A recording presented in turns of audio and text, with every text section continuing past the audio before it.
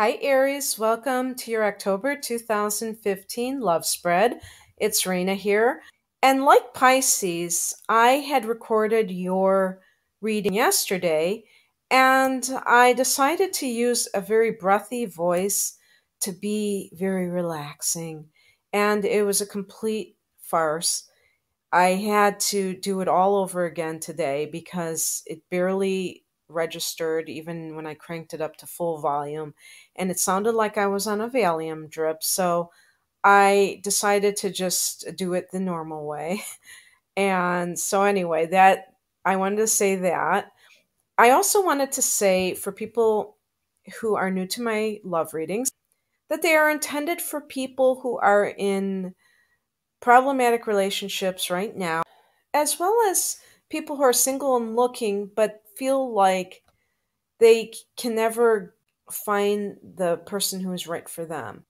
And I do private love readings using your personal birth data as well as a tarot spread for you specifically. And that's on the link below. These are obviously general readings, so I just wanted to get those things out of the way. The card I picked that describes your emotional state at the moment, it was the Nine of Wands in reverse. And this card can mean that you're in a relationship that is really, really over. I think being involved in a negative relationship is a real energy drain. So, just to kind of nudge you if that's what you needed. And you may be clinging to it for reasons other than love. You may have a pride issue where you don't want people to think you're a failure, or it might be because you're afraid of your children being disturbed by the change of events. And obviously, it's something that may be a delicate situation and you need to proceed cautiously, but sometimes it really is over and it's important to accept that. For other people, it just might mean that you need to make sure that you're devoting enough time to your marriage or to your dating life. Maybe you have too many irons in the fire and it's affecting your ability to spend time, quality time, with the person that you love, and it's negatively impacting your relationship. Or if you're single, it means that it lessens your ability to meet people. The message from the universe is the Six of Swords in reverse. And like the upright position, this is a card of moving to a more peaceful environment. When it's in the reverse position, it's more of an internalized thing. So I think the message that is coming in for you is that you have the ability to make choices that will restore harmony to your life and bring you to more peaceful surroundings. However, if you are refusing to accept the finality of a situation and you're clinging to something that is over, then you just invite more chaos into your life and less harmony. So it really is dependent upon how you decide to go regarding this particular situation.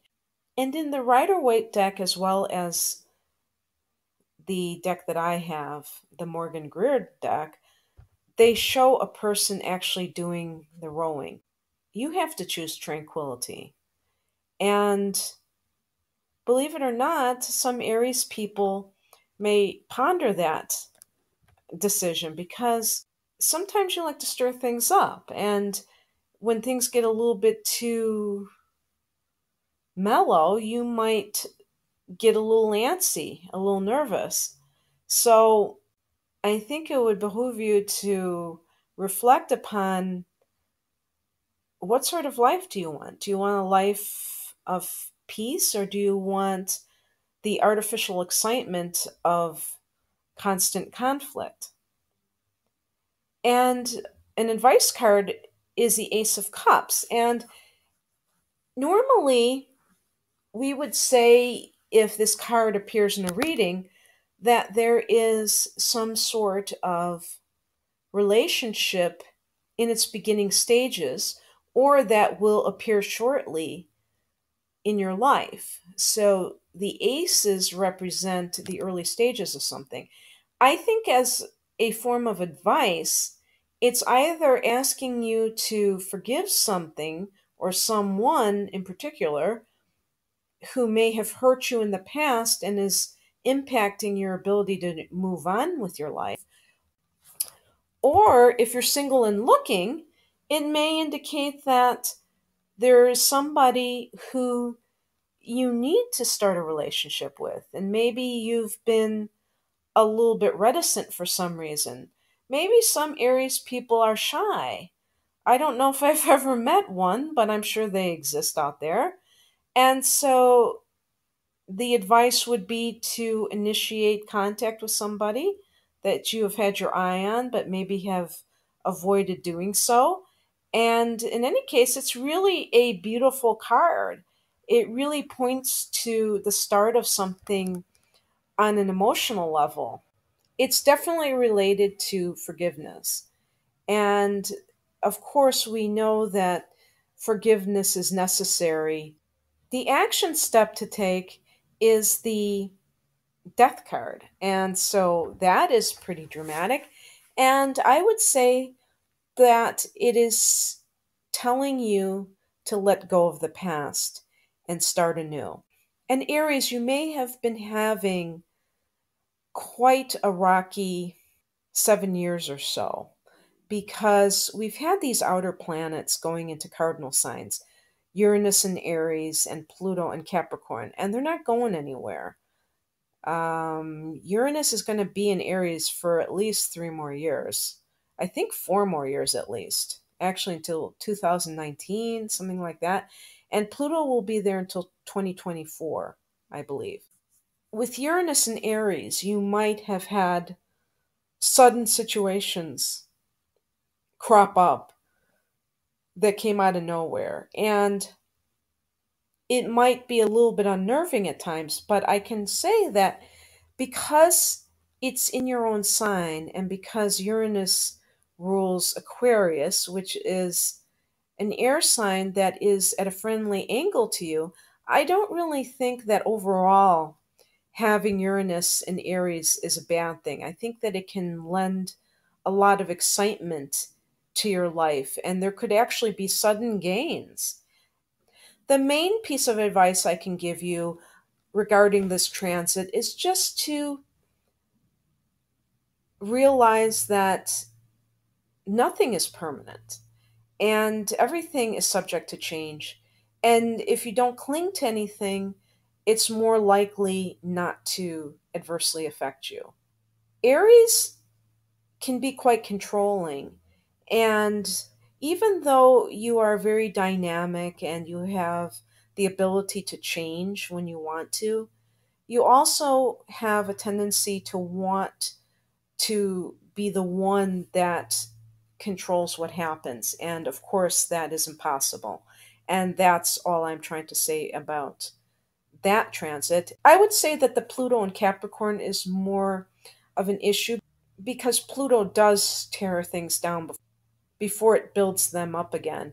And in the case of how it affects Aries, it forms a square. And in a cardinal sign, there's like this incredible frustration that you may have been feeling.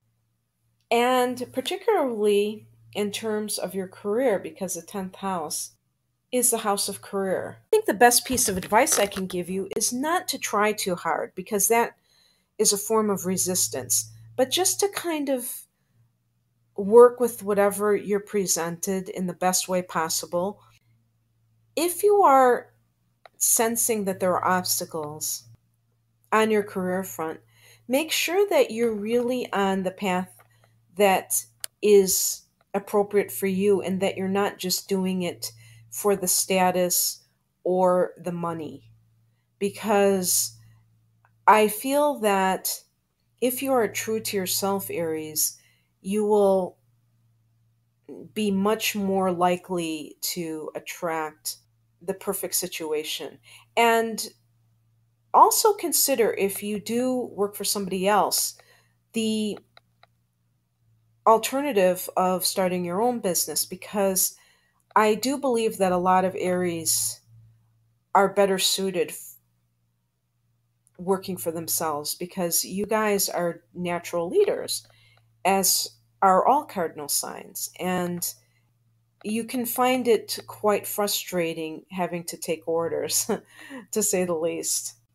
So the death card is simply telling you that a new phase is coming, and you can actually accept it with great joy, that you will be walking through a new doorway, and that there's nothing to fear, and that, this is a new start for you of some sort. And sure enough, if you can let go of the past, the outcome is the Ace of Wands. Aces, beginnings, wands, fire signs. I wouldn't be surprised if the Ace of Wands correlates with Aries. Fire signs are about enthusiasm, creativity, joy, and this sort of energy is very important when we're trying to manifest. And so, when it comes to relationships, being in this kind of positive frame of mind is likely to result in a relationship that is full of happiness. And that is what the Ace of Wands actually represents, the beginnings of a happy situation. You will be enthusiastic about this relationship. You won't be lukewarm. And so I think that's a positive way to end this reading. And I hope you enjoyed this, Aries. If you want something tailored to you specifically, just click on the link below. Take care. Bye.